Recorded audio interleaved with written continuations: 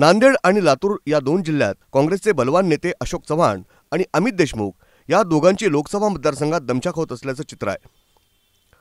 नांदेड आणि लातूर दोन्ही लोकसभा मतदारसंघात 2019 मध्ये भाजपाला यश मिळालं होतं।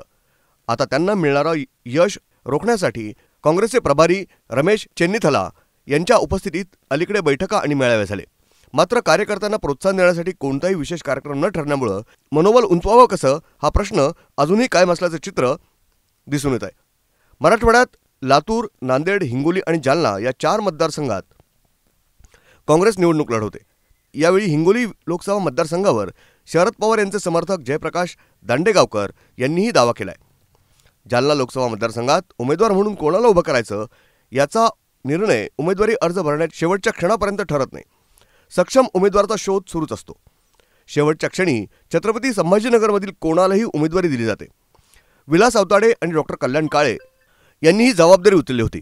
डॉक्टर काळे यांनी एका निवडणुकीत कडवी झुंज दिली, मात्र या मतदारसंघातून काँग्रेसचा उमेदवार निवडून आलेला नाही। लातूरच्या आरक्षित मतदारसंघात काँग्रेसला सक्षम उमेदवार नसतो।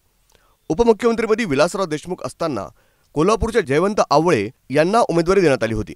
त्यांनी त्यांना निवडूनही आणलं। पुढे उमेदवार निवडून आणणं अमित देशमुख यांना जमलं नाही। लोकसभा मतदारसंघात त्यांची दमछाक होते। असंच गेल्या 2 लोकसभा निवडणुकीतील चित्र आहे।